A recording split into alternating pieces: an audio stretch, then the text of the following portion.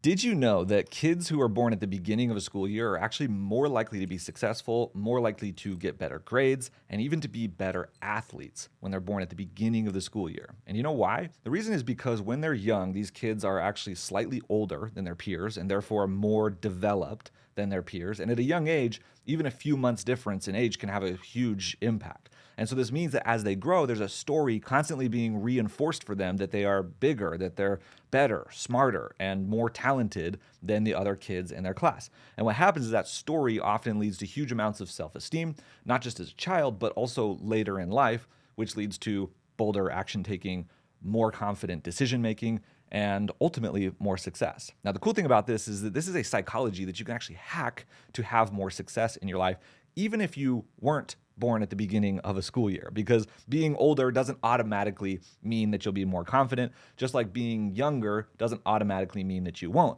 Luckily for all of us, whether you're old or young or developed or less developed or talented or not talented or smart or not, you can start right now by using this psychological trick to tell yourself better stories that will completely change your life. So if you want to see real success in your life in 2025 and beyond, this is the number one skill that is going to get you there. So in this video, first I'm going to show you the psychological chain reaction that you can hack to be more successful in your life.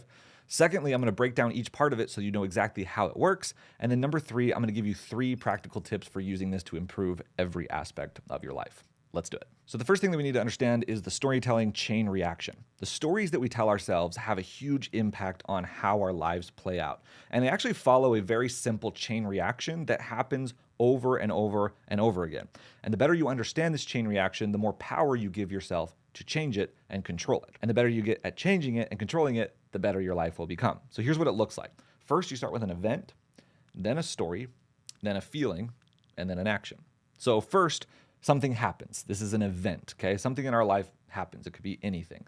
Secondly, we tell ourselves a story about it, which happens up here in our brain. So the story, the meaning that we assign to that thing that happened. Third, that story causes us to feel a certain way in here. And lastly, that feeling determines what we end up doing about it. So this is a chain reaction that we repeat day after day, minute after minute, second after second, and it controls our entire life. It's like this rhythm that we're just constantly in. So let's break each of these down so we can learn how to break it. So first is the event. The event is simply what happens. So for example, I lost a race, or my dog peed on the floor, or I made $10,000, okay? These are just facts. They're just things that happen. They're just circumstances that just happen. Now, where a lot of people get stuck is in trying to change these facts. So the reality check here is that you can't, okay? Events are facts. They happened. That's it. Most of the pain and resistance and frustration that people feel comes from trying to change or control what's happening around them. And so if your life is not as successful or anything else that you want it to be right now, you can't change that either.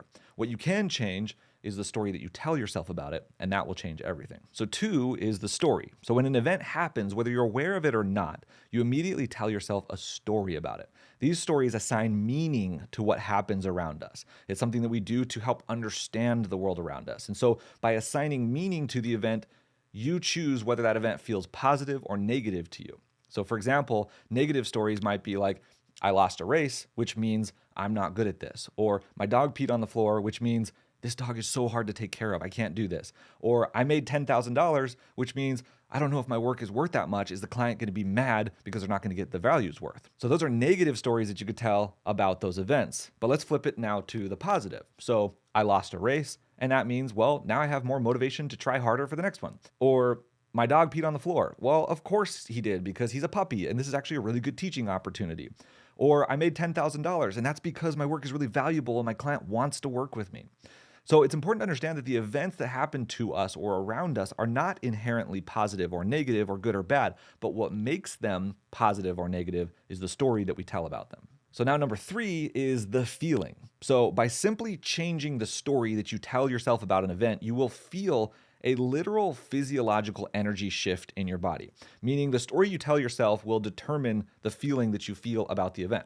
You can try this. Take any event that happened to you recently that was negative, that you didn't like, or something bad that happened. Think about that in your head, go back into it, feel it, and be there for a second. And now take that exact same event and think of any possible positive way to view that exact same event. If you'll do that and you'll rewrite a story and start and create a new story around that thing that happened, you will feel physiologically a shift in your energy, in your body. And that shift in your body is really powerful for helping you to make better decisions and take better actions in the future. Now, the part that most people get wrong about this is that sometimes you don't get the chance to just tell a better story, right? Sometimes that feeling is instant. Let's say, your kids come downstairs at night for the 15th time and you immediately get angry. Your bank account dips below zero and you immediately feel fear. You look in the mirror and immediately you feel bad about yourself.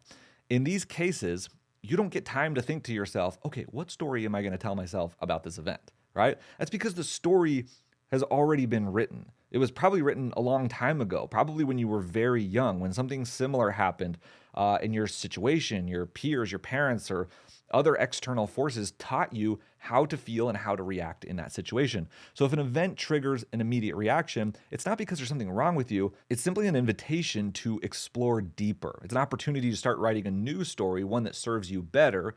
And I'll give you some more tips on that in just a minute. So then lastly is the action. So the feeling that you feel about your story and about the event can and will affect the next steps that you take. And those next steps are what will determine your future. If you want to have a better future, you have to make better decisions, and good decisions rarely come from negative feelings.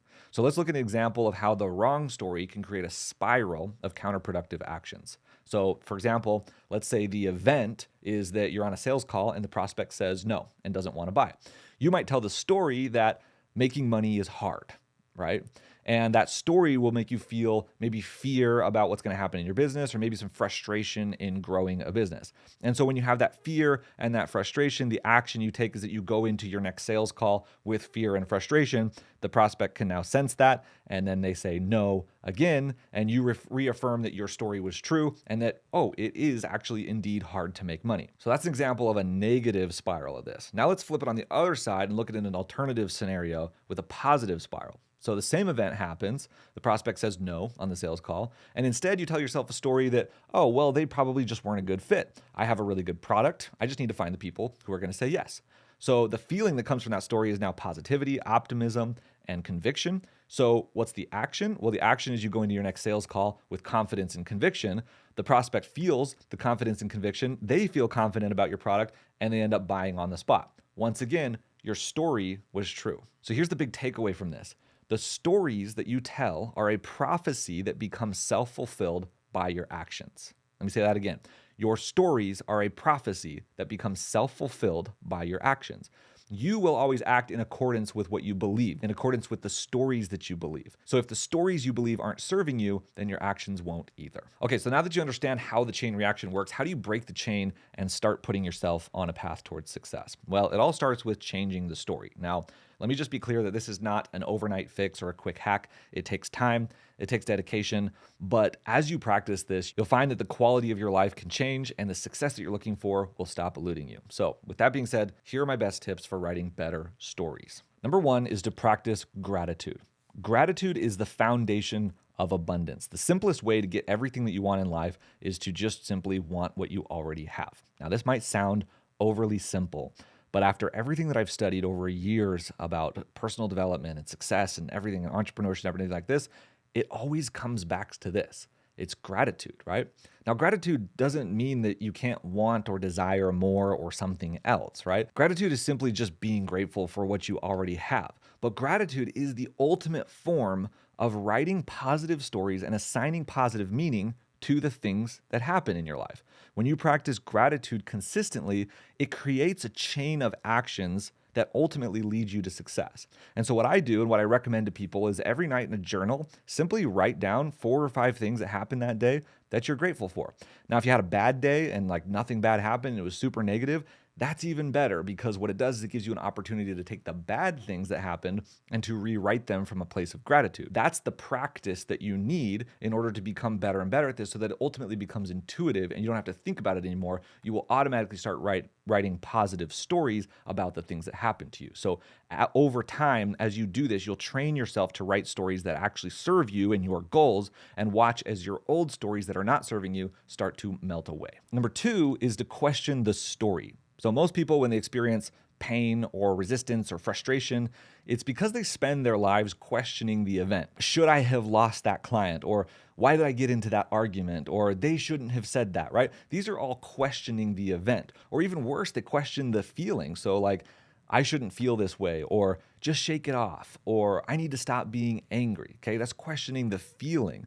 Now, there's no point in questioning the event because you can't control it. And in a way, the feeling is just another event.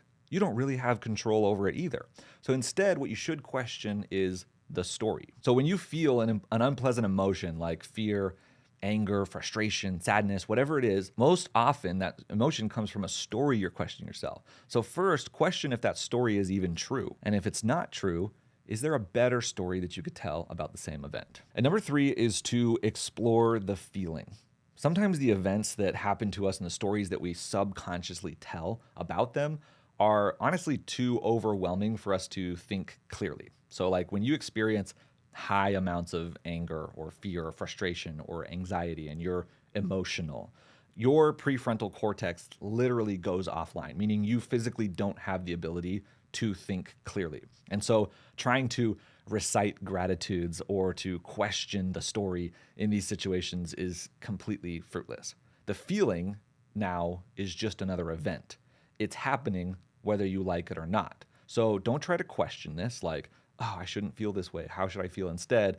Don't try to assign meaning to it. Why am I such an angry person? Or what is this going to mean about me? Is everything going downhill? The best thing to do in these situations is to simply accept that it's happening, to feel it fully, allow that feeling to fully well up inside of you, and just simply allow it.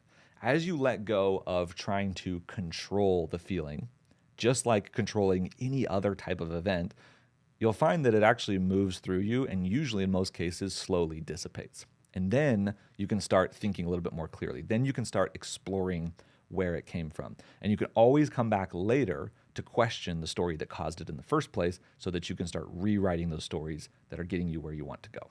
If you like this video, I write about topics like this every single week in my Creative Space letter. It's completely free. I'll put the link down below if you want to join, and I'll see you on the next one.